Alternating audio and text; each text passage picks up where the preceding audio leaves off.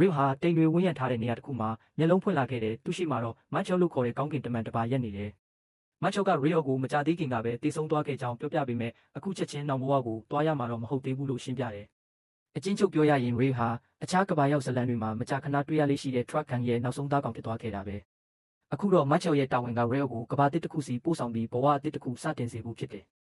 Macho က Real ကိုဒီကဘာတစ်မှာအထူးမစ်ရှင်တစ်ခုကဘာကြီးကိုကယ်တင်ရမယ့်တာဝန်တစ်ခုဒါမှမဟုတ်ကြီးမားတဲ့ရည်မှန်းချက်တစ်ခုမျိုးမရှိဘူးလို့ပြောတယ်သူစိတ်ကြိုက်ဘဝကိုလွတ်လပ်စွာနေထိုင်နိုင်တယ်။ Real ကလည်းကျွန်တော်ငြိမ်းငြိမ်းချမ်းချမ်းနဲ့အေးအေးဆေးဆေးနေချင်ပါတယ်လို့ပြောလိုက်တော့ Macho ကအလွယ်တကူသဘောတူလိုက်တယ်။ဒါပေမဲ့သူ့ကိုမပို့ခင်ကဘာတစ်အကြောင်းအခြေခံသိထားတဲ့နာတွေကိုအရင်ရှင်းပြပေးတယ်။ Real ရောက်သွားမဲ့ကဘာရဲ့အမိကဖဖြစ်တယ်။အဲ့ဒီကဘာဟာမော်ပညာတွေတကယ်ရှိတဲ့ကဘာဖြစ်ပြီးလူဦးရေရဲ့20%လောက်ကသူတို့ရဲ့သဘာဝတက်ဆွမ်းအားနဲ့ကိုက်ညီတဲ့မော်ပညာတွေကိုအသုံးပြုနိုင်ကြတယ်။ Real အတွက်တော့အားအကောင်းဆုံးတက်ဆွမ်းအားကရေဓာတ် water element ဖြစ်တယ်။ Real ကငြိမ်းချမ်းတဲ့ဘဝကိုလိုချင်တယ်လို့ပြောထားတဲ့အတွက် Macho ကသူ့အတွက်အိမ်လေးတစ်လုံးကြိုတင်ပြင်ဆင်ထားပေးတယ်။အစာပိုင်းအသုံးပြုဖို့အတွက်တင်ကြားရေးစာအုပ်2အုပ်ဓာတ်တစ်ချောင်းနဲ့အိမ်ပတ်လည်ကိုဘီလူတတဝါတွေမဝင်နိုင်အောင်အကာအကွယ် barrier တစ်ခုပါတပ်ဆင်ပေးထားတယ်။ဒါအပြင်အစားအစာ2လစာတင်စီထားတဲ့ရေခဲအိမ်တစ်လုံးလည်းပေးထားတာကြောင့် Real ဟာခဏတာအတွက်စားဝတ်နေရေးမပူရတော့ဘူး။နောက်ထပ်လက်ဆောင်အဖြစ်ဒီဒေတာထဲမှာတွေ့နိုင်တဲ့တတဝါအားလုံးအကြောင်းအသေးစိတ်ရေးထားတဲ့လမ်းညွှန်စာအုပ်တစ်အုပ်လည်းရရှိခဲ့တယ်။ဒါပေမဲ့ Real ရဲ့စိတ်ထဲမှာတော့တခုတည်းသောစိတ်ဝင်စားစရာကသူ့ရဲ့မော်ဆွမ်းအားအသစ်တွေကိုစမ်းကြည့်ဖို့ပဲဖြစ်နေတယ်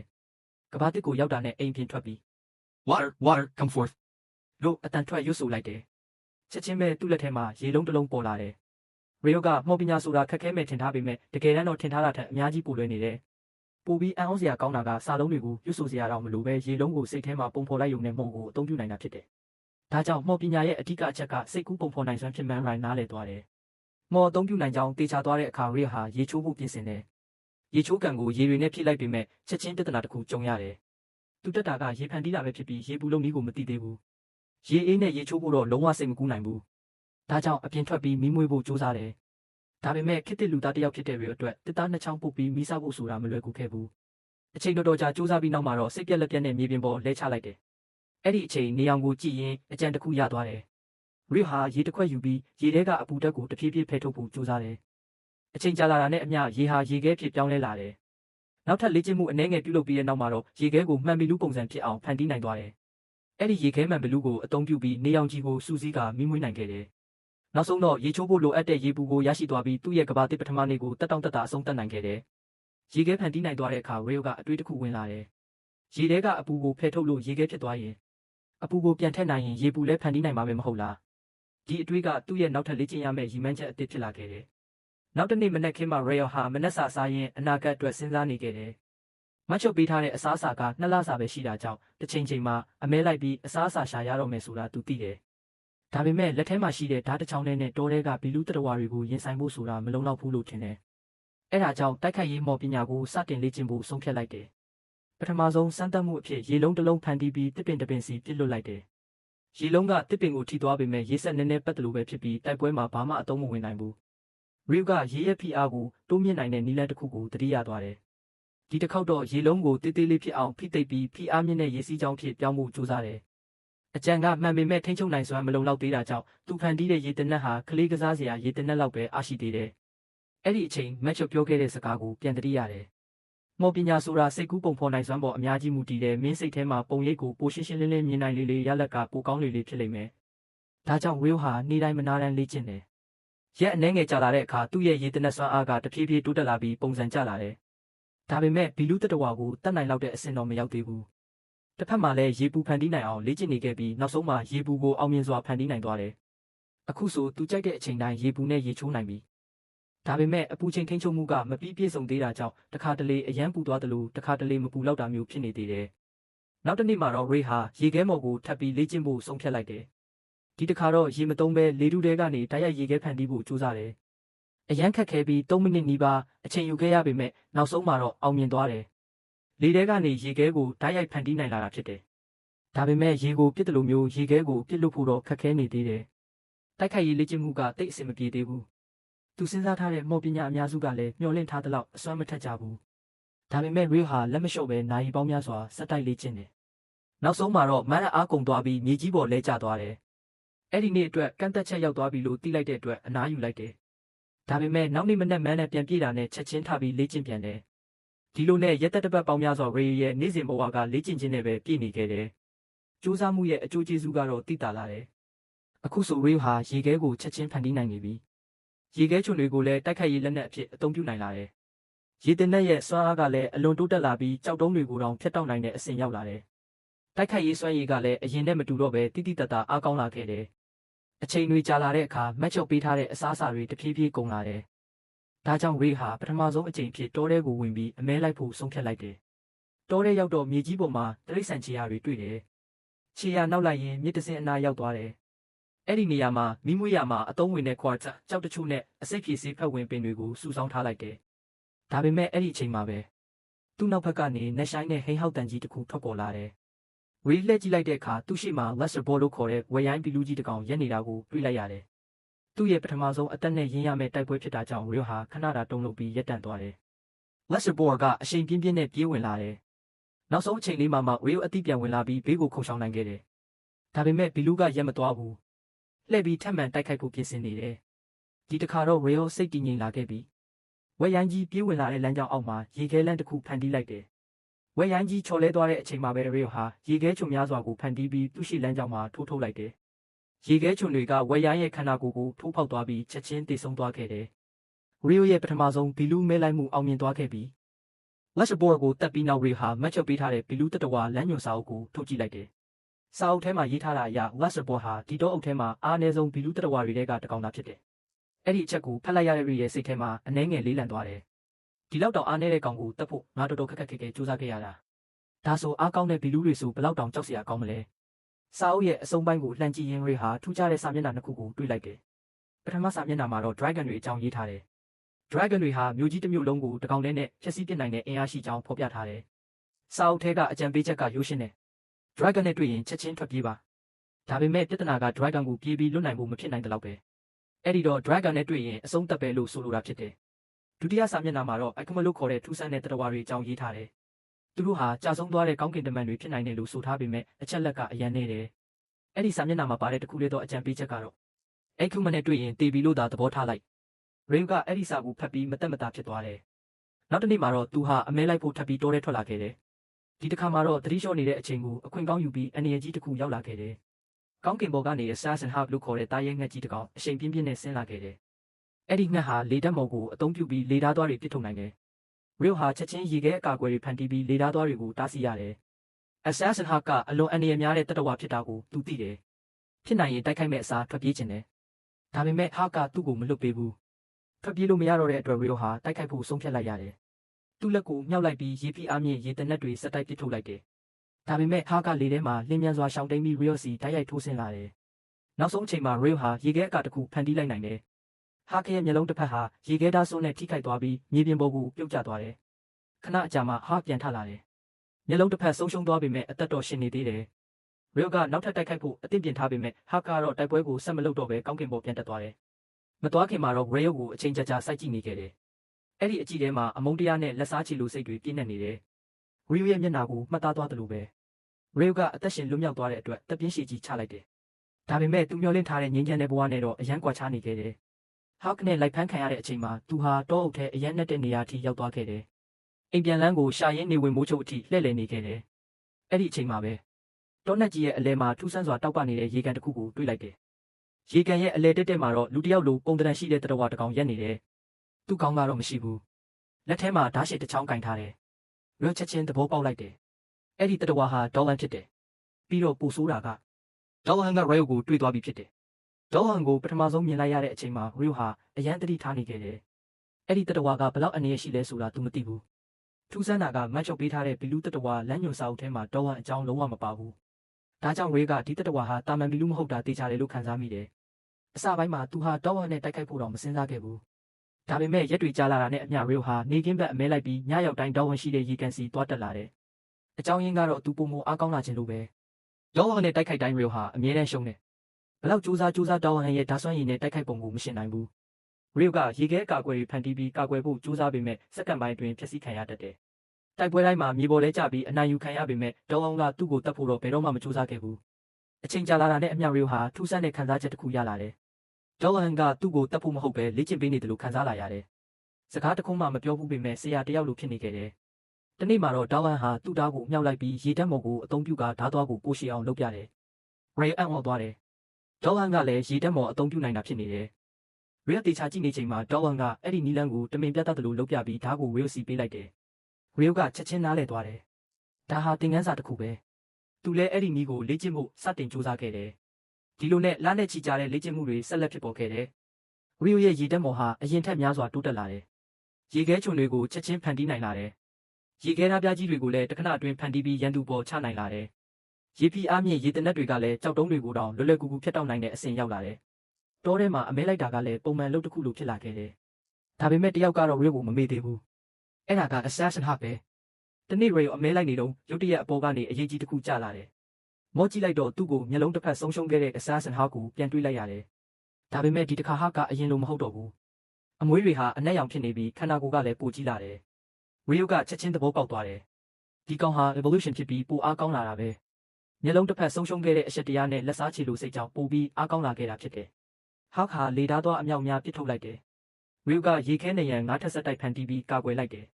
ဒါပေမဲ့ထားကရဲ့တိုက်ခိုက်မှုတွေကအရင်ထက်အဆများစွာအားကောင်းလာပြီးရေခဲနေရန်အားလုံးကိုတစ်ချက်တည်းဖျက်ဆီးပစ်လိုက်တယ်ရီယိုရဲ့နှလုံးခုန်လုံးမြန်လာတယ်ဒီတစ်ခါတိုက်ပွဲကအရင်နဲ့မတူဘူးတကယ်အသက်အန္တရာယ်ရှိနေပြီဟာကီဟာရုတ်တရက်အတန်ဆူဆူကြီးထုတ်လိုက်တယ်အဲ့ဒီအတန်ကြောင့်ရီရဲ့မော်ပညာထိန်းချုပ်မှုချက်ချင်းကမောက်ကမဖြစ်သွားတယ်ဖန်တီးထားတဲ့ရေခဲအကာတွေတောင်ပျောက်ကွယ်သွားတယ်ရီကအကာကွယ်မဲ့သွားခဲ့ပြီဒါပေမဲ့ဟာကီရဲ့အကြောက်စရာအစွမ်းကအဲ့ဒါတည်းမဟုတ်သေးဘူးကောင်းကင်ထဲမှာရက်နေပြီးလျှက်စစ်တပ်တွေစုဆောင်းလာတယ်ခဏကြာမှတော့မိုးကြိုးတစင်ရီယာစီတိုက်ရိုက်ကျရောက်လာတယ်တာမန်လူဆိုရင်အဲ့ဒီတစ်ချက်နဲ့တည်သွားနိုင်တယ်ကံကောင်းစွာနဲ့ရီဟာတစ်ကိုင်းတစ်ချောင်းကို lightning rod အဖြစ်အသုံးပြုပြီးနောက်ဆုံးအချိန်မှာရှောင်ထွက်နိုင်ခဲ့တယ်ဒါပေမဲ့ခန္ဓာကိုယ်တစ်ခုလုံးထုံကျင်နေတော့ဟာကထပ်ပြီးထိုးဆင်းလာတယ်ဒီတစ်ခါတော့တည်စေနိုင်တဲ့နောက်ဆုံးတိုက်ခိုက်မှုဖြစ်တယ်ရီယိုကဒေါ်လန်နဲ့လေ့ကျင့်ခဲ့တဲ့ရက်ပေါင်းများစွာကိုတတိယသွားတယ်သူ့ရဲ့လှုပ်ရှားမှုတွေပိုပြီးတည်ငြိမ်လာတယ်ရေခဲသားကိုဖန်တီးလိုက်ပြီးဟာကီရဲ့တိုက်ခိုက်မှုကိုတားဆီးလိုက်တယ်နှစ်ဖက်စလုံးအပြန်အလှန်တိုက်ခိုက်ကြတယ်နောက်ဆုံးမှာတော့ရီယိုဟာဟာကီရဲ့အားနည်းချက်တစ်ခုကိုတွေးလိုက်တယ်အခွင့်အရေးကိုလက်မလွတ်ဘဲဓာတ်ကိုဓာတ်ရိုက်ထိုးသွင်းလိုက်တယ်ဓာတ်ဟာဟာကီရဲ့လေဘင်းကိုထိုးဖောက်သွားခဲ့တယ် Assassin Hawk ဟာမြေပြင်ပေါ်ပြုတ်ကျသွားတယ်ရီယိုကဖြည်းဖြည်းချင်းရှောက်သွားပြီးတေဆုံးနေတဲ့ဟာကိုကြည့်လိုက်တယ်သူ့စိတ်ထဲမှာထူးဆန်းတဲ့ခံစားချက်တစ်ခုဖြစ်ပေါ်လာတယ်ဒီဟာကသူ့ကြောင့်မျက်လုံးတစ်ဖက်ဆုံးရှုံးခဲ့တယ်အဲ့ဒီနောက်ပိုင်းအားကောင်းလာဖို့အဆက်မပြတ်ကြိုးစားခဲ့တယ်ရီယိုကိုအနိုင်ယူဖို့အတွက် evolution ထိဖြစ်ခဲ့တယ်ဒါပေမဲ့ရီကိုယ်တိုင်လည်းအားကောင်းလာဖို့မနားတမ်းကြိုးစားခဲ့တယ်နောက်ဆုံးမှာတော့နှစ်ဖက်စလုံးရဲ့ကြိုးစားမှုတွေထိတ်တိုက်တွေ့ဆုံခဲ့ပြီးရီယိုကအနိုင်ရခဲ့တာဖြစ်တယ်ဒါပေမဲ့သူမသိသေးတာတစ်ခုရှိနေခဲ့တယ် Assassin Hawk နဲ့တိုက်ပွဲပြီးဆုံးသွားပေမဲ့ပိုကြီးမားတဲ့ကံကြမ္မာတစ်ခုကသူ့စီကိုဥတီလာနေခဲ့ပြီး Assassin Hawk ကိုအနိုင်ယူပြီးနောက်ရီယိုဟာအိမ်ပြန်ဖို့တောထဲကနေထွက်လာခဲ့တယ်တိုက်ပွဲပြီးသွားလို့စိတ်အေးသွားပေမဲ့ခန္ဓာကိုယ်ကတော့ပင်ပန်းနွမ်းနယ်နေခဲ့တယ်ဒါပေမဲ့သူ့ရှိမှစောင့်ကြိုနေတဲ့အရာကိုတော့ရီယိုလုံးဝမမျှော်လင့်ထားခဲ့ဘူးရုတ်တရက်သူ့ရှိကတစ်တော်ကြီးတစ်ခုလုံးအရင်မဲကျသွားတယ်ရီမောကြည့်လိုက်တဲ့အခါအလွန်ကြီးမားတဲ့ dragon တစ်ကောင်ဟာသူ့ရှိမှရက်နေခဲ့တယ်အဲ့ဒီအချိန်မှာမတ်ချုပ်ပေးထားတဲ့စာအုပ်ထဲကစကားကိုရီချက်ချင်းတတိယသွားတယ် dragon နဲ့တွေ့ရင်ပြေးပါဒါပေမဲ့လွတ်နိုင်မှာတော့မဟုတ်ဘူးရီရဲ့မျက်နှာဖြူဖြော့သွားတယ်ဒီနေ့ငါတည်တော့မှာပဲလို့တွေးလိုက်မိတယ်ဒါပေမဲ့ထူးဆန်းတာတစ်ခုဖြစ်လာတယ် dragon ကတိုက်ခိုက်မလာဘူးအဲ့ဒီအစာရီရဲ့ခေါင်းထဲကိုအတန်တန်ဓာတ်ရိုက်ရောက်လာတယ် dragon ဟာ telepathy နဲ့စကားပြောနေတာဖြစ်တယ်ဒီနားမှာအနက်ရောင်ဟာတကောင်တွေ့မိလားရီယိုဟာခဏကြောင်သွားတယ်ပြီးတော့ dragon ပြောနေတာ assassin hawk ကိုဆိုလိုမန်နားလဲသွားတယ်သူအနှဲငယ်စိတ်လှုပ်ရှားနေခဲ့ပေမဲ့အမှန်တိုင်းပြောလိုက်တယ် hawk ကသူ့ကိုအရင်တိုက်ခိုက်ခဲ့တာကြောင့်ကိုကာကွယ်ရင်းတက်လိုက်ရကြောင်းရှင်းပြတယ် dragon ကအံ့ဩသွားတယ်တာမန်လူသားတစ်ယောက်က assassin hawk ကိုအနိုင်ယူနိုင်တာမယုံနိုင်စရာဖြစ်နေတယ်ဒါပေမဲ့ dragon အတွက်ပိုစိတ်ဝင်စားစရာကရီကင်ထားတဲ့ဓာတ်ပဲအဲ့ဒီဓာတ်ကိုမြင်လိုက်တာနဲ့ dragon ရဲ့မျက်လုံးတွေပြောင်းသွားတယ်ဒါက fairy king ရဲ့ဓာတ်မဟုတ်လားလို့ပြောလိုက်တယ်ရီယောကတော့နားမလည်ဘူး dragon ကဆက်ရှင်းပြတယ် fairy king ဟာအလွန်မြင့်မြတ်ပြီးအစွမ်းထက်တဲ့တရဝတစ်ပါးဖြစ်တယ်အဲ့ဒီလိုတရဝတစ်ပါးကသူ့ရဲ့ဓာတ်ကိုရီယိုလိုလူငယ်လေးတစ်ယောက်စီပေးထားတယ်ဆိုတာရီမှာထူးခြားတဲ့အကြောင်းတစ်ခုခုရှိရမယ်လို့ dragon ကယုံကြည်သွားတယ်ရီယိုကလည်းဒီကဘာအကြောင်းမသိတာတွေအများကြီးရှိနေသေးတာကြောင့် dragon ကိုမေးခွန်းတွေမေးတယ်ဒီလိုနဲ့နှစ်ယောက်သားနာရီပေါင်းများစွာစကားပြောဖြစ်ကြတယ်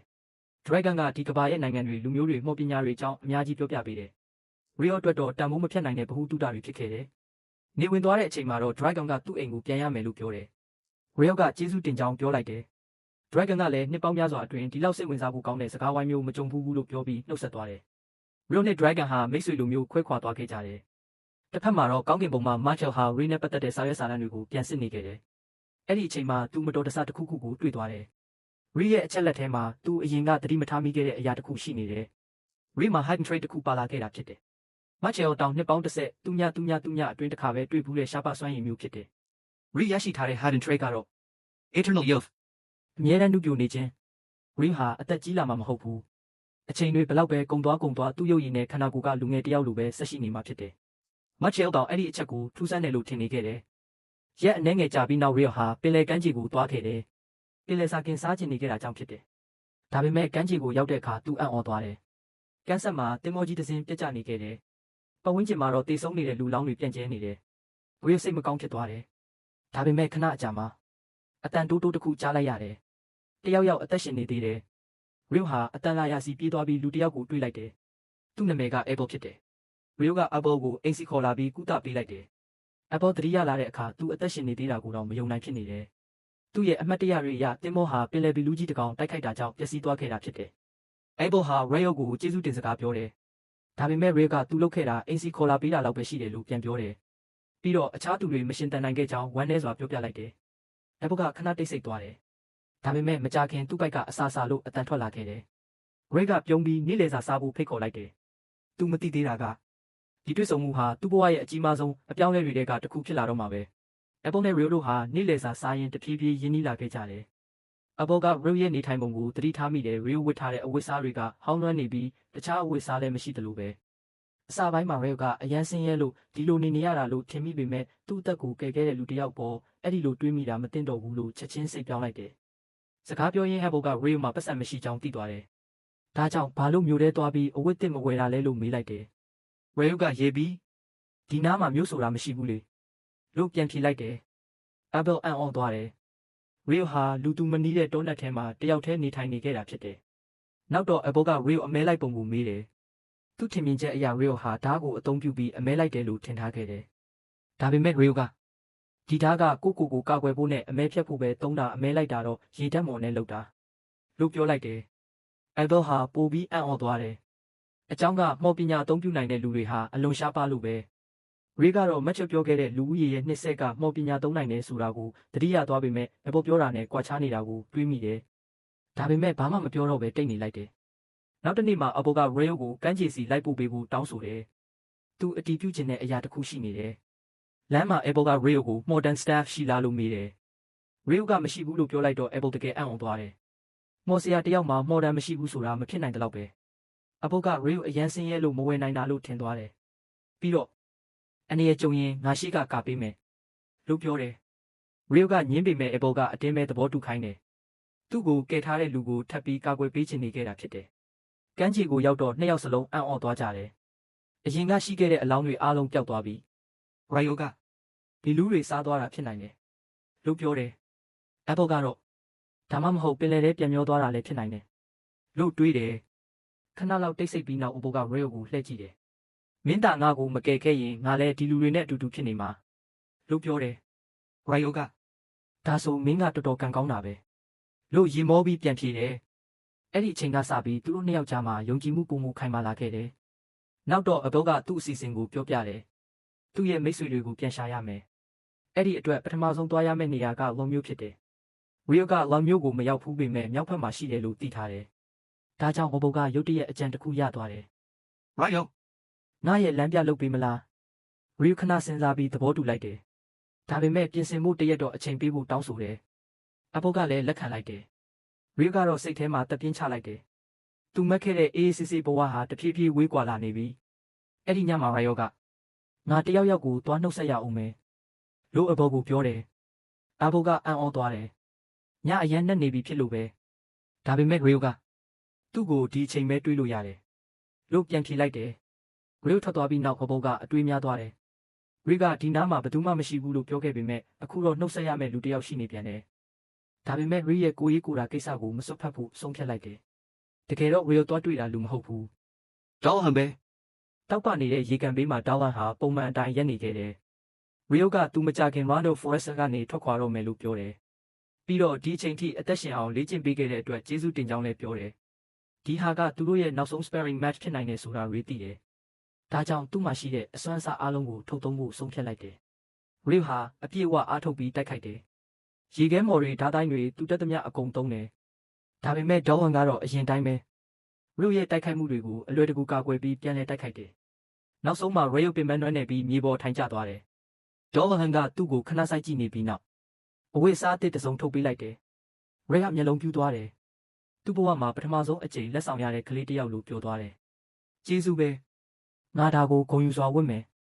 လို့ပြောလိုက်တယ်။ဒေါ်လဟန်ကတော့ပုံမှန်အတိုင်းဘာမှမပြောဘဲရေကန်လဲမှာတိတ်တဆိတ်ရက်နေသေးပဲ။ဒါပေမဲ့ Ray သိတယ်။ဒီနှုတ်ဆက်မှုဟာဆရာနဲ့တပည့်ကြားကနှုတ်ဆက်မှုတစ်ခုဖြစ်တယ်ဆိုတာ။နောက်တစ်နေ့မနက်ခင်းမှာ Ray နဲ့ Apple တို့ဟာနောက်ဆုံးတော့ဝါမျိုးစီဦးတည်တဲ့ခီးကိုစတင်လိုက်ကြတယ်။ Ray ကတော့ဒေါ်လန်ပေးထားတဲ့အဝတ်တစ်ကိုဝတ်ထားတယ်။အန်အောစရာကောင်းတာကအဲ့ဒီအဝတ်ဟာသူ့ခန္ဓာကိုယ်နဲ့အတိအကျကိုက်ညီနေခဲ့တယ်။ Apple ကလည်း Ray ကိုကြည့်ပြီးသဘောကျနေခဲ့တယ်။အခုမှတကယ်စွန့်စားခံသမားတစ်ယောက်လိုမြင်လာရတယ်။ဒါပေမဲ့ခီးစပြီးတိတ်မကြခင်မှာပဲသူတို့ရဲ့ပထမဆုံးအနောက်ရှက်ပေါ်လာခဲ့တယ်။တောထဲကနေ Lester Ball တစ်ကောင်ထွက်လာတာပဲ။ Ray ကတိုက်ခိုက်ဖို့ပြင်လိုက်ပေမဲ့ Apple ကလက်မြောက်ပြီးတားလိုက်တယ်။ဒီတစ်ခါငါ့ကိုကြည့်ထား။ Ray ကစိတ်ဝင်စားစွာရက်ကြည့်နေလိုက်တယ်။ Apple ဟာဓာတ်ကိုဆွဲထုတ်ပြီးဝက်ရိုင်းစီအရှိန်ပြင်းပြင်းနဲ့ပြေးဝင်သွားတယ်။ပြီးတော့သူ့ရဲ့တိုက်ခိုက်ရေး skill တစ်ခုကိုအသုံးပြုလိုက်တယ်။ Total Impalement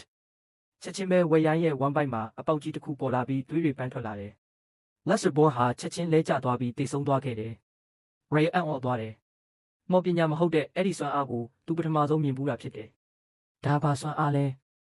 လို့မေးလိုက်တော့ Apple ကရေလိုက်တယ်။မော်ဆရာတွေကဒါမျိုးတိတ်မသုံးကြဘူး။ဒါက combat skill ပဲ။ Ray ဟာကဘာတစ်အကြောင်းနောက်ထပ်အသစ်တစ်ခုကိုသိလိုက်ရတယ်။ဒီကဘာမှာမော်ပညာတင်မဟုတ်ပဲတိုက်ခိုက်ရေး skill တွေလည်းရှိနေတယ်။နောက်တစ်နေ့မှာသူတို့ခီးဆက်ကြတယ်။လမ်းမှာရှုမြေကြီးတစ်ခုကိုဖျက်ရတဲ့အချိန် Apple ကရုတ်တရက်ရက်လိုက်တယ်။ရှေ့မှာကြီးမားတဲ့အိမ်မြောင်ပုံစံတတဝါနှစ်ကောင်ကိုတွေ့လိုက်ရတယ်။ Apple ကရှုမြေထဲမှာတိုက်ခိုက်ရတာအနေအများတယ်လို့တွေးပြီးလမ်းလွဲဖို့ဆုံးဖြတ်လိုက်တယ်။ဒါပေမဲ့လမ်းလွဲပြီးတိတ်မကြခင် Ray ကတခုခုကိုသတိထားမိသွားတယ်။သူတို့ငါတို့နောက်လိုက်နေတယ်။ Apple မျက်နှာတင်းသွားတယ်။အခုတော့တိုက်ခိုက်ရုံကလွဲပြီးရွေးချယ်စရာမရှိတော့ဘူး။ Ray ကအာယုံစူးစိုက်လိုက်တယ်။သူတို့အများကြီးပဲ။ Apple ကခေါင်းညှိလိုက်တယ်။ဒါပေမဲ့မင်းမှာ staff မရှိဘူးလေ။ Ray ကပြုံးလိုက်တယ်။မလိုဘူး။သူစကားဆုံးတာနဲ့မော်စာရွတ်လိုက်တယ်။ချက်ချင်းပဲရေခဲချုံရပေါင်းများစွာလေထဲမှာပေါ်လာပြီးရန်သူတွေဘက်ကိုပြန်သွားတယ်။ Lizard folk တွေဟာမရှောင်နိုင်ခင်မှာပဲရေခဲချုံတွေနဲ့ထိုးဖောက်ခံလိုက်ရတယ်။တချို့ကနေရာတင်တိတ်ဆုံးသွားတယ်။ Apple ကတော့မျက်လုံးပြူးနေခဲ့တယ်။သူ့ဘဝမှာဒီလောက်အားကောင်းတဲ့ရေတက်မုံကိုမမြင်ဘူးဘူး။နှစ်ယောက်ပူပေါင်းပြီး Lizard folk အားလုံးကိုအမြန်ဆုံးအဆုံးသတ်လိုက်ကြတယ်။တိုက်ပွဲပြီးတော့ Apple က Ray ကိုမေးတယ်။မင်းတုံးတဲ့မော်ကထူးဆန်းတယ်ငါသိတဲ့မော်ဆရာတွေကစာတခါရွတ်ရင် spell တစ်ခုပဲထွက်တယ်။ Ray ရင်ထဲတုန်သွားတယ်။အကြောင်းကသူဟာတာမန်မော်ဆရာတွေလိုမဟုတ်ပဲစိတ်ကူးပုံဖော်မှုနဲ့မော်ကိုအသုံးပြုနိုင်တာဖြစ်တယ်။ဒါပေမဲ့အဲ့ဒီအကြောင်းမပြောချင်ဘူး။ရေတက်မော်ကမတူလို့ဖြစ်မှာပေါ့။လို့အလွယ်တကူပြန်ဖြေလိုက်တယ်။ Apple ကတန်တရားရှိပေမဲ့ထပ်မမေးတော့ဘူး။ခရီးဆက်ရင် Ray ဟာရေမော်နဲ့တောက်ရည်ဖန်တီးပေးတယ်။ Apple ကသူသုံးတဲ့စာရွက်တွေမတူတာကိုသတိထားမိပြန်တယ်။ဒါပေမဲ့ Ray ကချက်ချင်းအကြောင်းအရာပြောင်းပြစ်လိုက်တယ်။ခဏအကြာမှာ Apple က Ray ကိုကြေးဝါတင်ကားပြားတစ်ပြားပေးလိုက်တယ်။ Ray ကပထမဆုံးအကြိမ်ဒီကဘာရဲ့ငွေကြေးကိုမြင်ဘူးတာဖြစ်တယ်။ Apple ကရှင်းပြတယ်။ဒါက Bronze Forum လို့ခေါ်တယ်။ပြီးတော့နိုင်ငံတွေအကြောင်းကိုလည်းပြောပြတယ်။ One မြို့ဟာ Nightly Kingdom ထဲမှာရှိတယ်။တခြားအင်အားကြီးနိုင်ငံနှစ်ခုကတော့ DY Empire နဲ့ Handle Federation ဖြစ်ကြတယ်။ Ray ကတော့ DY ဆိုတဲ့နာမည်ကိုကြားပြီးရဲချင်သွားတယ်။ Apple ကဘာလို့လဲလို့မေးတော့ Ray ကနာမည်ကထူးဆန်းနေတယ်လို့ပြောလိုက်တယ်။ Apple ကခေါင်းကုပ်ပြီးမင်းကတခါတလေထူးထူးဆန်းဆန်းပဲလို့ပြောလိုက်တယ်။ရက်အနည်းငယ်ကြာပြီးနောက်သူတို့နှစ်ယောက်ဟာတောအုပ်ထဲကနေနောက်ဆုံးတော့ထွက်လာနိုင်ခဲ့ကြတယ်။ဒါပေမဲ့အန်နီတွေကမပြီးသေးဘူး။ Ray တို့လမ်းလျှောက်နေတော့မြေပြင်ပေါ်ကကြောက်တုံးတုံးရုတ်တရက်လှုပ်ရှားလာတယ်။ Apple ကဓာတ်ဆွဲလိုက်တယ်။ဒါပေမဲ့ Ray ကပုံမြန်သွားတယ်။ရေခဲနေရန်တစ်ခုဖန်တီးပြီးကြောက်တုံးကိုတားလိုက်တယ်။အဲ့ဒီအချိန်မှာသူတို့နှစ်ယောက်လုံးသတိထားမိသွားတယ်။ပတ်ဝန်းကျင်မှာအလားတူကြောက်တုံးတွေအများကြီးရှိနေတယ်။ Apple မျက်နှာတင်းသွားတယ်။ Rock Golem Nest ထဲဝင်မိပြီ။ Ray ကတော့အံ့ဩနေတယ်။သူထင်ထားတဲ့ Rock Golem ကလူပုံစံဖြစ်ရမှာ။ဒါပေမဲ့ဒီကောင်တွေကကြောက်တုံးကြီးတွေလိုပဲမြင်ရတယ်။ Apple ကရှေ့တိုးပြီးတိုက်ခိုက်လိုက်တယ်။ Total Impalement ကိုသုံးလိုက်ပေမဲ့ Rock Golem ကပြန်လည်ပြုပြင်သွားတယ်။ Apple အံ့ဩသွားတယ်။ Ray ကတော့အကြံတစ်ခုရသွားပြီ။ဒီတစ်ခါငါစမ်းကြည့်မယ်။ Ray ဟာရေခဲနေရန်10ထက်ကိုတစ်ခုတည်းလိုပေါင်းစည်းပြီးကုန်းပေါ်ကိုပစ်ချလိုက်တယ်။ ကုန်းဟာလှုပ်မရတော့ပဲဖိနှိပ်ခံလိုက်ရတယ်။ Apple ကအံ့ဩနေခဲ့တယ်။ဒါပေမဲ့ Ray ကတော့အေးဆေးပဲပြောလိုက်တယ်။နှစ်ကောင်ပဲကြံသေးတာ။သူ့အတွက်တော့ဒီလောက်ကုန်းတွေကအခက်ခဲမဟုတ်တော့ဘူး။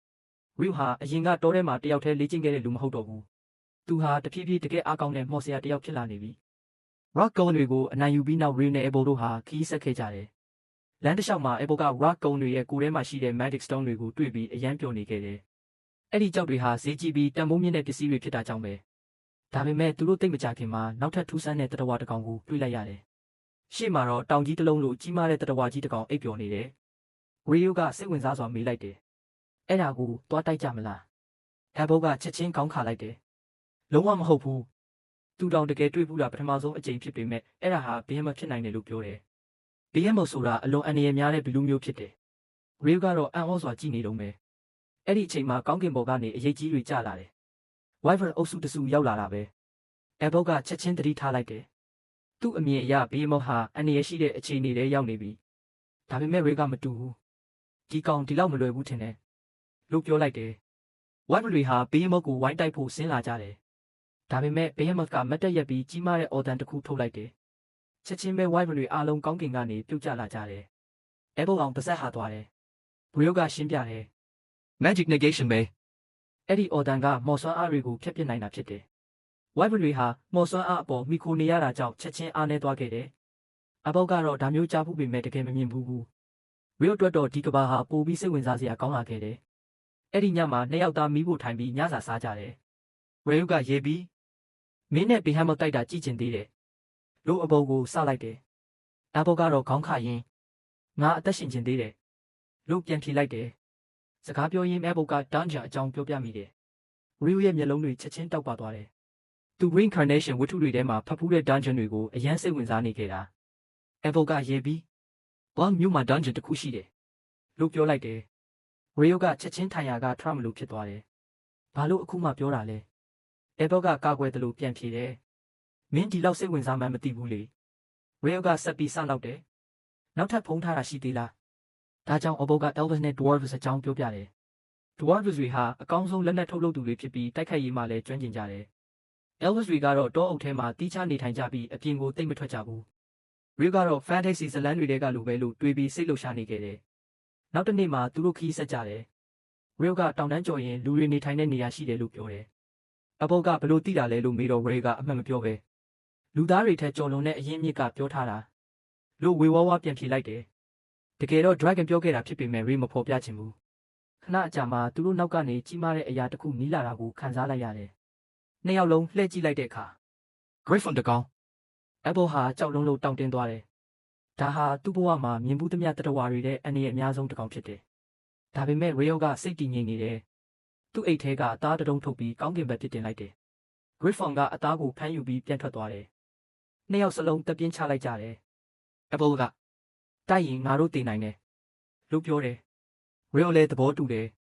ခီးဆက်ရင်ရီယိုကတခုခုတတိယသွားတယ်အရင်ကဘေဟမ်မတ်ကိုတိုက်ခိုက်ခဲ့တဲ့ဝိုင်ဗန်တွေဟာဒီဘက်ကနေလာခဲ့တာဖြစ်တယ်မကြခင်သူတို့ရှိမှဝိုင်ဗန်အုပ်စုတစုကိုတွေ့လိုက်ရတယ်အဘောမျက်နှာပြောင်းသွားတယ်ဒီကောင်တွေကိုရှောင်ရမယ်ဝိုင်ဗန်တကောင်လေးကိုအနိုင်ယူဖို့တောင်ကျွမ်းကျင်တဲ့ venture 20လောက်လို့တက်တယ်ရီယိုကတော့တခြားအမြင်ရှိတယ်တစ်ချိန်လုံးရှောင်နေလို့မရဘူးလို့ပြောလိုက်တယ်ပြီးတော့သူရှိကိုလှမ်းထွက်သွားတယ်ရေခဲချွန်ကြီးတွေဖန်တီးပြီးဝိုင်ဗန်တွေစီပစ်လွတ်လိုက်တယ်ဝိုင်ဗန်အချို့ချက်ချင်းထိုးဖောက်ခံလိုက်ရတယ်အဲဘောကလည်း Toll and Parliament ကိုအသုံးပြုပြီးတိုက်ခိုက်တယ်ဒါပေမဲ့ Wyvern တွေရဲ့အော်တန်ကနောက်ထပ်အုပ်စုတွေကိုဆွဲခေါ်လာခဲ့တယ်ရီယိုကအပေါ်ကနေရေခဲတိုင်ကြီးတွေကျစီပြီး Wyvern တွေကိုမြေပြင်ပေါ်ချလိုက်တယ်အဲဘောကကြံတဲ့ကောင်တွေကိုအဆုံးသတ်လိုက်တယ်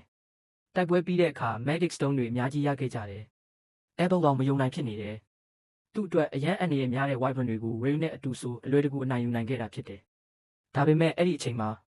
နောက်ထပ် Wyvern အုပ်စုတစုထပ်ရောက်လာပြန်တယ်ရီယိုနဲ့အဘောတို့တယောက်ကိုတယောက်ကြည့်လိုက်ကြတယ်ပြေးလို့မရတော့ဘူးရှေ့ဆက်သွားဖို့ဆိုရင်ဒီကောင်တွေကိုအနိုင်ယူရမယ်ဒီလိုနဲ့နှစ်ယောက်သားအစွမ်းကုန်တိုက်ခိုက်ပြီးဝိုင်ဗန်အုပ်စုအားလုံးကိုအနိုင်ယူနိုင်ခဲ့ကြတယ်နောက်ဆုံးမှာတော့သူတို့ဟာတောင်ထိပ်ကိုရောက်သွားပြီးအဝေးမှာလူတွေနေထိုင်တဲ့မြို့ရွာတွေကိုမြင်လိုက်ရတယ်ရီယိုကဝမ်းသာသွားတယ်နောက်ဆုံးတော့လူလောကထဲပြန်ဝင်နိုင်တော့မှာဖြစ်တယ်ဒါပေမဲ့သူမသိသေးတာကဝါမျိုးကိုရောက်တဲ့အခါသူ့ဘဝဟာနောက်ထပ်အဆင့်တစ်ခုကိုဝင်ရောက်တော့မယ်ဆိုတာပဲဝိုင်ဗန်အုပ်စုကြီးကိုအနိုင်ယူပြီးနောက်ရီယိုနဲ့ဘိုတို့ဟာတောင်ထိပ်ကိုကျော်ဖြတ်နိုင်ခဲ့ကြတယ်။အဝေးမှာလူတွေနေထိုင်တဲ့အရက်ဒေသတွေကိုမြင်လိုက်ရတဲ့အချိန်မှာအယံဝမ်းသာသွားတယ်။တောထဲမှာနှစ်ပေါင်းများစွာတယောက်တည်းနေခဲ့ရပြီးနောက်လူဖွဲ့စည်းတဲ့ပြန်ဝင်ရတော့မယ်လေ။ရီယိုကဝိုင်ဗန်တွေကိုအနိုင်ယူနိုင်ခဲ့တဲ့အတွက်ယုံကြည်မှုပိုတိုးလာခဲ့တယ်။နောက်ထပ်ဝိုင်ဗန်တွေထပ်တွေ့ရင်လည်းပြဿနာမရှိတော့ဘူးထင်တယ်။လို့ပြောလိုက်တယ်။အဘောကတော့မျက်လုံးပြူးသွားတယ်။ငါတော့နောက်တစ်ခါမတွေ့ရဖို့ပဲဆူတောင်းမယ်။လို့ပြန်ဖြေလိုက်တယ်။သူ့အမြင်မှာဝိုင်ဗန်ဆိုတာကြောက်စရာဘီလူတွေဖြစ်နေစေပဲခဏကြာတော့အဘောကပတ်ဝန်းကျင်ကိုကြည့်ပြီးတခုခုတတိယသွားတယ်သူတို့အခုရောက်နေတဲ့နေရာကိုမှတ်မိသွားတာဖြစ်တယ် လမ်းတစ်ခုကိုတွေးလိုက်ပြီး Apple ကပြောတယ်ဒီလမ်းအတိုင်းအနောက်ဘက်သွားရင်ခိုင်ရမြို့ကိုရောက်မယ်ရေဝမ်းတာသွားတယ်သူအခုချိန်မှာအလိုချင်ဆုံးအရာကနူးညံ့တဲ့အိယာပေါ်မှာအိပ်ဖို့ပဲ Apple ကစနောက်ပြီးမင်းက Wyvern တွေထက်တိုက်ချင်တယ်မဟုတ်ဘူးလားလို့မေးလိုက်တယ်ရေယောကခေါင်းခါပြီးအဲ့ဒါနဲ့အိယာကမတူဘူးလို့ပြန်ဖြေလိုက်တယ်ခိုင်မြို့ကိုရောက်တဲ့အခါရေယောဟာအရာရာကိုစိတ်ဝင်စားနေခဲ့တယ်လူတွေအဆောက်အဦတွေဈေးဆိုင်တွေ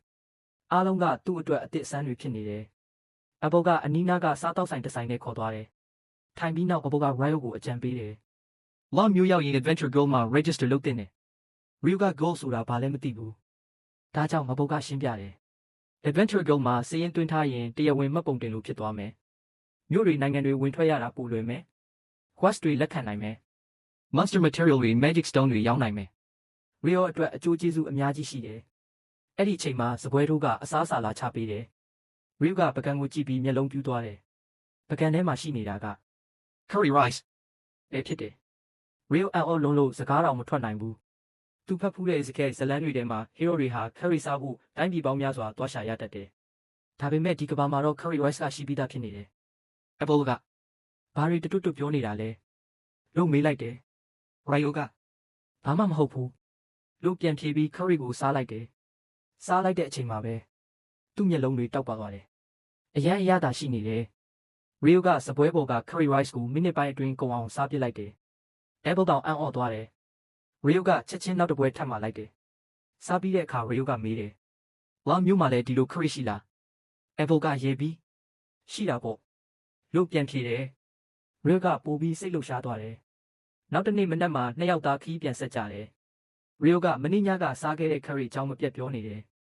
Apple ကတော့ရင်မောနေခဲ့တယ်။ Rio ရဲ့စိတ်ဝင်စားစရာအရာတွေကတခါတလေထူးဆန်းလွန်းတယ်။ရက်အနည်းငယ်ကြာပြီးနောက်အဝေးမှာမြို့ကြီးတစ်မြို့ပေါ်လာတယ်။အဲ့ဒါက Long မြို့ဖြစ်တယ်။မြို့တကားကိုရောက်တဲ့အခါစောင့်ကြက်နေတဲ့ကော်တယောက်ကအောက်ဘုတ်ကိုမှတ်မိသွားတယ်။ Apple သူအရန်အံ့ဩပြီးဝမ်းသာသွားတယ်။လပေါင်းများစွာပျောက်ဆုံးနေတဲ့ Apple အသက်ရှင်ပြီးပြန်လာတာကိုမယုံနိုင်ဖြစ်နေတယ်။ Apple က Rio ကိုညွှန်ပြပြီး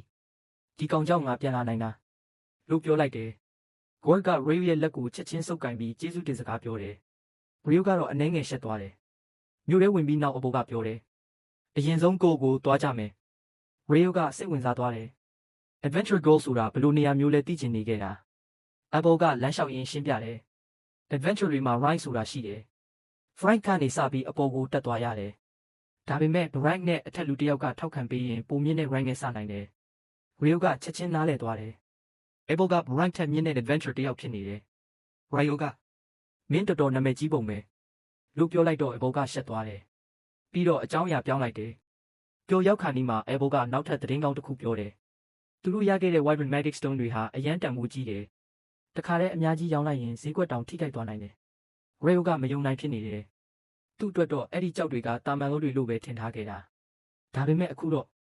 Rio ဟာ adventurer အဖြစ်ဘဝအသစ်တစ်ခုစတင်ဖို့ Gold တကားရှိမှရက်နေခဲ့ပြီ။သူမသိသေးတာကဒီ Gold ထဲဝင်လိုက်တဲ့အချိန်ကစပြီးသူ့ဘဝဟာထင်ထားတာထက်ပိုပြီးရှုပ်ထွေးလာတော့မှဖြစ်တယ်။ Rio နဲ့ Apple တို့ဟာနောက်ဆုံးတော့ Adventure Gold ကိုရောက်လာခဲ့ကြတယ်။ Gold ထဲဝင်လိုက်တာနဲ့လူတိုင်းရဲ့အာယုံဟာ Apple စီကိုရောက်သွားတယ်။ Reception counter မှာထိုင်နေတဲ့မိန်းကလေးတစ်ယောက်တောင် Apple ကိုမြင်လိုက်တာနဲ့မျက်လုံးပြူးသွားတယ်။သူမရဲ့နာမည်ကနက်နက်ဖြစ်တယ်။ Apple အသက်ရှင်နေသေးတာလားလို့အံ့ဩစွာအော်လိုက်တယ်။ Apple ပျောက်ဆုံးနေတာလပေါင်းများစွာကြာနေပြီဖြစ်လို့လူတိုင်းကသေဆုံးသွားပြီလို့ထင်နေကြတာဖြစ်တယ်။နက်နက်ရဲ့အတန်ကြားတာနဲ့ Gold ထဲက adventure တွေအားလုံးဝိုင်းရောက်လာကြတယ်။ Rio ကတော့အနောက်မှာရက်ပြီးအဲ့ဒီမြင်ကွင်းကိုကြည့်နေတယ်။အဲ့ဒီအချိန်မှာပဲသူနားလည်သွားတယ်။ Apple ဟာတာမန် adventure မဟုတ်ဘူး။ Long မြို့မှာနာမည်ကြီးပြီးလူချစ်လူခင်များတဲ့လူတစ်ယောက်ဖြစ်နေတယ်။ Rio ကလူတွေကိုနေရာပေးချင်တာကြောင့် Gold အပြင်ဘက်ကိုခဏထွက်သွားလိုက်တယ်။ Gold အပြင်မှာရက်နေတုန်း Rio ဟာထူးဆန်းတဲ့မိန်းကလေးတစ်ယောက်နဲ့ဆုံလိုက်ရတယ်။သူမဟာ Elf မိန်းကလေးတစ်ယောက်ဖြစ်တယ်။ Elf မိန်းကလေးက Rio ဝတ်ထားတဲ့အဝတ်ကိုမြင်ပြီးချက်ချင်းသတိထားမိသွားတယ်။ Fairy King ကမင်းကိုတော်တော်သဘောကျပုံပဲလို့ပြောလိုက်တယ်။ Rio ကဘာပြန်ပြောရမှန်းမသိပဲကြောင်သွားတယ်။ဒါပေမဲ့ Elf မိန်းကလေးကအလင်းလိုနေပုံရတယ်။နောက်တစ်ခါပြန်ဆုံရင်စကားပြောကြတာပေါ့လို့ပြောပြီးထွက်သွားခဲ့တယ်။ Rio ကတော့သူမဘာတူလဲဆိုတာမသိသေးပဲကြံခဲ့တယ်။ခဏအကြာမှာ Apple က Rio ကိုGold ထဲပြန်ခေါ်လာတယ်။ပြီးတော့လူတိုင်းရှေ့မှာပြောလိုက်တယ်။ငါဒီနေ့အသက်ရှင်ပြီးဒီနေရာပြန်ရောက်လာတာ Rio ကြောင့်ပဲ။ Gold ထဲကလူတွေဟာ Rio ကိုလေးစားစွာကြည့်လာကြတယ်။တချို့ကကျေးဇူးတင်စကားပြောကြတယ်။ Rio ကတော့အဲ့ဒီလိုအာယုံစိုက်ခံရတာမကျင်သားရသေးဘူး။အဲ့ဒီနောက် Rio ရဲ့ adventure registration လုပ်ငန်းစဉ်စတင်တယ်။ Apple ကနည်းနည်းကိုကြည့်ပြီးပြောလိုက်တယ် Rio ကို Drake နဲ့စချင်တယ်။နည်းနည်းတောင်အံ့ဩသွားတယ်။ Drake ဆိုတာအသစ်ဝင်တဲ့ adventure တယောက်အတွက်အရန်မြင့်တဲ့ rank ဖြစ်တယ်။ဒါပေမဲ့ Apple ကအလေးနဲ့ပြောနေခဲ့တယ်။ Rio ကထူးချွန်တယ်။နည်းနည်းကစီးမြင့်အရာခွန်အားကိုတက်တည်ပြဖို့လိုအပ်ကြောင်းပြောတယ်။ဒါကြောင့် Apple က Gold Master နဲ့တွေ့ချင်တယ်လို့ပြောလိုက်တယ်။မကြခင်မှာ Gold Master ကိုခေါ်လာခဲ့တယ်။သူ့နာမည်က Humonglass ဖြစ်တယ်။ Humonglass ဟာ Apple ကိုမြင်တာနဲ့စိတ်သက်သာရာရသွားတယ်။ Apple အတွက်သူလည်းစိုးရိမ်နေခဲ့တာဖြစ်တယ်။ပြီးတော့ Rio ကိုလှည့်ကြည့်ပြီးကျေးဇူးတင်စကားပြောတယ်။ Rio ကတော့ကျွန်တော်ကအချိန်မှန်နေရာမှန်မှာရှိခဲ့တာပါလို့ပြန်ဖြေလိုက်တယ်။ Apple က Rio ကို rank တိုးပေးဖို့ထောက်ခံကြောင်းပြောတယ်။ Humonglass ကတက်သေးပါရှိလဲလို့မေးတယ်။အဲ့ဒီအခါ Apple ဟာသူတို့စုဆောင်းလာတဲ့ Wyvern Magic Stone တွေကိုထုတ်ပြလိုက်တယ်။ Humonglass ရဲ့မျက်လုံးတွေပြူးကျသွားတယ်။ကြောက်တွေရဲ့အယောင်နဲ့အရွယ်စားကိုကြည့်ပြီးဒါတွေ Wyvern ရဲ့ Magic Stone တွေမဟုတ်လားလို့မေးလိုက်တယ်။ Apple ကခေါင်းညိတ်လိုက်တယ်။ Humonglass ကမယုံနိုင်ဖြစ်နေတယ်။ Wyvern တကောင်ကိုတောင် Adventure အများကြီးပူပေါင်းပြီးတိုက်ရတာ။ဒါပေမဲ့ Rio နဲ့ Apple နှစ်ယောက်ထဲက Wyvern အုပ်စုကြီးကိုအနိုင်ယူခဲ့ကြတာဖြစ်တယ်။အဲ့ဒီအချိန်မှာ Humonglass နားလည်သွားတယ်။ Rio ဟာတာမန် Adventure အသစ်မဟုတ်ဘူး။ဒီလိုနဲ့ Rio ရဲ့ Drake တောင်းဆိုမှုကိုအတည်ပြုလိုက်တယ်။အဲ့ဒီအချိန်မှာ Apple ရဲ့ party ဖြစ်တဲ့ Crimson Sword အဖွဲ့သားတွေကိုရောက်လာကြတယ်။သူတို့က Apple အသက်ရှင်နေသေးတာကိုမြင်ပြီးအယမ်းဝမ်းသာသွားကြတယ်။ Apple ကတငယ်ချင်းတွေနဲ့စကားပြောနေချိန် Rio က registration အတွက်ဆက်လုပ်ရတယ်။ Gold Master ရဲ့ရုံးခန်းထဲမှာ Rio ဟာခဏစဉ်းစားနေတယ်။ငါ Drake နဲ့တကယ်ထိုက်တန်ရဲ့လားလို့ကိုမေးနေခဲ့တယ်။ Humonglass ကတော့ပြုံးပြီးပြောလိုက်တယ်။ Apple ကအရန်တော်တဲ့ adventure ပဲဒါပေမဲ့ Wyvern တကောင်ကိုတောင်တယောက်တည်းမနိုင်ဘူး။မင်းက Wyvern အများကြီးကိုအနိုင်ယူနိုင်ခဲ့တယ်ဆိုတော့မင်းရဲ့အရေးချင်းကတာမန်ထက်အများကြီးမြင့်တယ်။ Rio ကအနှဲငယ်ယုံကြည်မှုရလာခဲ့တယ်။အဲ့ဒီအချိန်မှာနည်းနည်းဟာစာရွက်စာတမ်းတွေယူလာတယ်။ပြီးတော့ Rio ကိုတရားဝင်မိတ်ဆက်ပြီးမေးခွန်းတချို့မေးတယ်။နာမည်မော်မျိုးစားနေထိုင်ရာစတဲ့အချက်လက်တွေမှတ်တမ်းတင်တယ်။ Rio ကသူဒီမျိုးကိုအခုမှရောက်တာဖြစ်ကြောင်းပြောလိုက်တယ်။နည်းနည်းက Guild Member အသစ်တွေဟာပထမရက်3ရက်အတွင်း Gold Dormitory မှာနေနိုင်ကြောင်းရှင်းပြတယ်။ Rio အတွက်တော့သတင်းကောင်းဖြစ်ခဲ့တယ်။အခုဆိုအိတ်စရာနေရာရှာစရာမလိုတော့ဘူး။နောက်တော့နည်းနည်းကမေးလိုက်တယ်။ Dungeon ဝင်ဘူးလား။ Rio ကချက်ချင်းကောင်းခါလိုက်တယ်။နည်းနည်းက Guild မှာ Beginner Dungeon Training Course ရှိကြောင်းပြောတယ်။ Dungeon ထဲမှာဘလို့အသက်ရှင်ရမလဲဘာတွေသတိထားရမလဲသင်ပေးမဲ့သင်တန်းဖြစ်တယ်။ Rio ရဲ့မျက်လုံးတွေတောက်ပသွားတယ်။တက်ချင်ပါတယ်လို့ချက်ချင်းပြန်ဖြေလိုက်တယ်။ဒီလိုနဲ့နည်းနည်းကသူ့နာမည်ကိုစည်ရင်းသွင်းပေးလိုက်တယ်။ Rio အတွက် Adventure ဘဝရဲ့ပထမဆုံးခြေလှမ်းကတရားဝင်စတင်သွားခဲ့တယ်။နည်းနည်းနဲ့ registration လုပ်ငန်းစဉ်ဆက်လုပ်နေစဉ် Rio ဟာ Adventure ဖြစ်တာကစာရွက်စာတမ်းဖြစ်ုံနဲ့ပြီးမယ်လို့ထင်ထားခဲ့တယ်။ဒါပေမဲ့နည်းနည်းကပြုံးပြီးပြောလိုက်တယ်။အခုမှတကယ် registration စမယ်။ Rio ကခဏကြောင်သွားတယ်။နည်းနည်းကစပွဲပေါ်မှာရှိတဲ့ကြည်လင်တဲ့ Crystal တုံးတစ်ခုကိုညွှန်ပြပြီးသူ့လက်ကိုအပေါ်မှာတင်ခိုင်းလိုက်တယ်။ Rio လက်တင်လိုက်တဲ့ခဏအတွင်းမှာပဲ Crystal ကအလင်းရောင်ထွက်လာပြီးမော်စွမ်းအားနဲ့ကပ်ပြားတစ်ခုဖန်တီးလိုက်တယ်။နည်းနည်းကအဲ့ဒီကပ်ကိုယူပြီး Rio စီလှမ်းပေးတယ်။ဂုံယူပါတယ်အခုကစပြီးရှင်ကတရားဝင် adventure တယောက်ဖြစ်သွားပါပြီ။ Rio ကကပ်ကိုလက်ထဲမှာကင်ကြည့်ရင်စိတ်လှုပ်ရှားနေခဲ့တယ်။ဒီကဘာကိုရောက်လာပြီးနောက်ပထမဆုံးအကြိမ်တရားဝင်အထောက်အထားတစ်ခုရရှိခဲ့တာဖြစ်တယ်။ Gold Master Humonglass ကတော့တက်ပြင်းချပြီးစိတ်အေးသွားတယ်။ Apple ပျောက်ဆုံးနေတဲ့ကာလတစ်လျှောက်လုံးသူအရန်စိုးရိမ်နေခဲ့တာဖြစ်တယ်။ Rio ကြောင့် Apple ပြန်ရောက်လာနိုင်ခဲ့တဲ့အတွက်သူပိုပြီးကျေးဇူးတင်မိတယ်။ပြီးတော့ Apple ပြန်ရောက်လာတဲ့သတင်းကိုတယောက်စီအမြန်ပို့ဖို့ communication device ကိုယူပြီးဆက်သွယ်လိုက်တယ်။တစ်ဖက်မှာတော့ Apple ဟာ Rio ကိုမြို့ထဲလိုက်ပို့နေတယ်။ Rio ကဘယ်သွားမလို့လဲလို့မေးတော့ Apple ကရေပြီးမင်းကိုစူးချမလို့ပြန်ဖြေတယ်။ Rio က Apple ကိုကယ်ခဲ့တာကြောင့်ကျေးဇူးတင်တဲ့အနေနဲ့အဝတ်စားတင်တဲ့ staff တစ်ချောင်းဝယ်ပေးချင်နေခဲ့တာဖြစ်တယ်။ဒါပေမဲ့ Rio က staff အကြောင်းကြားတိုင်းအံ့ဩနေတယ်။ဘာလို့ staff ကိုဒီလောက်အရေးကြီးနေတာလဲလို့မေးလိုက်တယ်။ Apple ကမျက်လုံးပြူးသွားတယ်။မင်းက mage လေ။ Rio ကရေးလိုက်ပြီးငါက staff မလိုဘူးလို့ပြောလိုက်တယ်။ Apple ကမယုံနိုင်ဘူး။မော်ဆရာတယောက်က staff မသုံးဘဲမော်ပညာသုံးနိုင်တယ်ဆိုတာအရန်ရှားပါတယ်။ Rio ကနောက်ထပ်ပြောလိုက်တယ်။ဓာတ်နဲ့လည်းတိုက်နိုင်တယ်။ Apple ကပိုပြီးအံ့ဩသွားတယ်။ Rio က Fairy King ရဲ့ဓာတ်ကိုထုတ်ပြလိုက်ပေမဲ့ Apple အမြင်မှာတော့အဲ့ဒါကဓာတ်ထက်ဓာတ်မြောင်နဲ့ပိုတူနေတယ်။သူ့စကားကြောင့် Rio စိတ်မကောင်းဖြစ်သွားမလားလို့စိုးရိမ်ပေမဲ့ Rio ကတော့ဘာမှမဖြစ်ဘူး။မြို့ထဲလျှောက်သွားရင်း Rio ဟာဒီကဘာအကြောင်းမသိသေးတာတွေကို Apple စီကမေးမြန်းတယ်။အဲ့ဒီအချိန်မှာ Rio သိလိုက်ရတာကဒီကဘာမှာလဲတရက်24နာရီတပတ်9ရက်တလ30ရက်ဆိုပြီးကဘာမြေနဲ့တော်တော်ဆင်တူနေတယ်။အဝတ်အစားတိုင်းတာတဲ့ unit တွေတောင်ဆင်တူနေတယ်။ Rio စိတ်ထဲမှာတန်တရားဝင်လာတယ်။ငါမတိုင်ခင်ကဘာမြေကလူတစ်ယောက်ဒီကဘာကိုရောက်ဖူးတာများလားလို့တွေးမိတယ်။အဲ့ဒီလိုဆိုရင်ဒီတူညီမှုတွေကိုရှင်းပြနိုင်မယ်လို့သူထင်နေခဲ့တယ်။အဲ့ဒီညမှာ Apple က Rio ကိုသူ့ party နဲ့မိတ်ဆက်ပေးတယ်။ Rio ဟာအထူးဧည့်သည်ဖြစ်နေခဲ့တယ်။ Apple ကလူတိုင်းရှိမှာငါအသက်ကိုကယ်ခဲ့တဲ့သူလို့မိတ်ဆက်ပေးလိုက်တာကြောင့် party အဖွဲ့ဝင်တွေအားလုံးက Rio ကိုလေးစားစွာကြိုဆိုကြတယ်။ Rio အတွက်တော့ဒီလိုလူတွေနဲ့ဝိုင်းဖွဲ့ပြီးစားတော့ရတာတော်တော်ကြာမှပြန်ကြုံဘူးတာဖြစ်တယ်။နောက်တနေ့မနက်မှာနည်းနည်းဟာ Rio ကို Gold Dormitory စီလိုက်ပို့ပေးတယ်။အဲ့ဒီမှာ Rio နေထိုင်ရတော့မှာဖြစ်တယ်။အခန်းထဲဝင်လိုက်တာနဲ့လူတစ်ယောက် push up လုပ်နေတာတွေ့လိုက်ရတယ်။နည်းနည်းကိုမြင်တာနဲ့သူချက်ချင်းရှက်သွားတယ်။သူ့နာမည်က Neil ဖြစ်တယ် မကြခင်နောက်ထပ်လူတစ်ယောက်ထွက်လာပြီးသူ့ကိုယ်သူတို့လိုမိတ်ဆက်တယ်။ Niels နဲ့နှစ်ယောက်လုံးဟာ Rio ရဲ့ roommate အသစ်တွေဖြစ်လာကြတယ်။ Nana က Rio ကို dungeon class အကြောင်းထပ်တတိပေးပြီးအခန်းထဲကထွက်သွားတယ်။ Niels က Nana ထွက်သွားတာကိုကြည့်ပြီးသူတော်တော်လာတာပဲလို့ပြောလိုက်တယ်။ Ida ကတော့ရေပြီးအရန်တရားဝင်ဆံမနေကြနဲ့လို့ပြောတယ်။အခန်းထဲကအခြေအနေကတဖြည်းဖြည်းပိုပြီးပေါ့ပေါ့ပါပါဖြစ်လာခဲ့တယ်။ဒါပေမဲ့ခဏအကြာမှာ Nana ပြန်ရောက်လာတယ်။သူနဲ့တူအသက်ငယ်ငယ်ကောင်းလေးတစ်ယောက်ပါလာတယ်။သူ့နာမည်ကအာမဖြစ်တယ်။အသက်16နှစ်ပဲရှိသေးတယ်။မိဘနှစ်ပါးဆုံးရှုံးသွားပြီးနောက်အသက်မွေးဝမ်းကြောင်းအတွက် adventure ဖြစ်ဖို့ရွေးချယ်ခဲ့ရတာဖြစ်တယ်။ Nana က Rio ကိုပြောတယ်။ Amale beginner dungeon course တက်မှာ Rio ကပြုံးပြီးခေါင်းညှိလိုက်တယ်။အာမန်ကလည်းသဘောတူလိုက်တယ်။ဒါကြောင့်သူတို့နှစ်ယောက်ဟာနောက်လာမယ့် dungeon သင်တန်းကိုအတူတက်ရတော့မှာဖြစ်တယ်။ Rio ကတော့မသိသေးဘူး။ Deagle Dormitory မှာတွေ့ဆုံခဲ့တဲ့လူသစ်တွေဟာနောက်ပိုင်းသူ့ adventure ဘဝမှာအရေးကြီးတဲ့လူတွေဖြစ်လာတော့မယ်ဆိုတာကိုပဲ Rio က Guild Dormitory မှာအနားယူနေချိန်တစ်ဖက်မှာတော့ Abel ရဲ့ party ဖြစ်တဲ့ Crimson Sword အဖွဲ့ဝင်တွေဟာ Rio အကြောင်းဆွေးနွေးနေကြတယ်။ Abel ကတောထဲမှာကြုံခဲ့ရတဲ့အဖြစ်အပျက်တွေကိုအသေးစိတ်ပြန်ပြောပြနေခဲ့တယ်။ Rio Bluish Magic သုံးတယ်။ Wyvern တွေကိုဘယ်လိုတိုက်ခိုက်တယ်။ Assassin Hawk ကိုဘယ်လိုနိုင်ယူခဲ့တယ်။စတဲ့အရာတွေအားလုံးကိုပြောပြလိုက်တယ်။ Abel ရဲ့စကားတွေကိုကြားပြီး Line ဆိုတဲ့အဖွဲ့ဝင်မိန်းကလေးကမယုံနိုင်တယ်လို့ဖြစ်နေတယ်။ထူတဲ့ shield တစ်ခုဖန်တီးတယ်ဟုတ်လားလို့မေးလိုက်တယ်။သူသိထားတဲ့မိတ်ဆွေရဲ့ shield တွေကပါလုံးပြီးလေဓာတ်တစ်ချက်တောင်မခံနိုင်ဘူး။ဒါပေမဲ့ Apple ပြောတဲ့ Rio ရဲ့ shield ကတော့လုံးဝကွဲပြားနေတယ်။ Apple ကခေါင်းညှိလိုက်တယ်။ငါမျက်စိနဲ့မြင်ခဲ့တာလို့ပြောတယ်။ Wayne ကပိုပြီးအံ့ဩသွားတယ်။ဒါတော့မပြီးသေးဘူး။ Apple ကဆက်ပြောတယ်။သူ့ရဲ့ shield ကိုလေထဲမှာဖန်တီးပြီးရန်သူကိုတိုက်ခိုက်ဖို့အသုံးချတယ်။အဲ့ဒီစကားကြားတာနဲ့အားလုံးတိတ်ဆိတ်သွားတယ်။ Wayne ကချက်ချင်းကောင်းခါလိုက်တယ်။မဖြစ်နိုင်ဘူး။မိတ်တယောက်ရဲ့မော်ပညာဟာပုံမှန်အဖြစ်ကိုနီးနားမှာပဲပေါ်လာနိုင်တယ်။အဝေးမှာတိုက်ရိုက်ဖန်တီးပြီးတိုက်ခိုက်တာမျိုးမဖြစ်နိုင်တဲ့လောက်ရှားတယ်။ဒါကြောင့် Apple ပြောတာတွေဟာသူ့အတွက်နားလည်ရခက်နေတယ်။အဲ့ဒီအချိန်မှာ party ထဲက priestess တယောက်ကဝင်ပြောတယ်။ Apple ပြောတာဆိုရင်အမှန်ဖြစ်မှာပါ။သူမက Apple ကိုယုံကြည်တယ်။ Apple ဟာအလကားကြီးချက်ပြောမဲ့လူမျိုးမဟုတ်ဘူး။ဒါပေမဲ့ Wayne မှာတော့စိုးရိမ်စရာတစ်ခုရှိနေတယ်။ Rio ကတကယ်ဒီလောက်အားကောင်းနေရင်တနေ့ကျသူရန်သူဖြစ်လာရင်ဘယ်လိုလုပ်မလဲလို့ Wayne ကမေးလိုက်တယ်။အခန်းထဲမှာခဏတိတ်ဆိတ်သွားတယ်။ Rio လိုလူတစ်ယောက်ရန်သူဖြစ်လာရင်အန္တရာယ်ကြီးနိုင်တယ်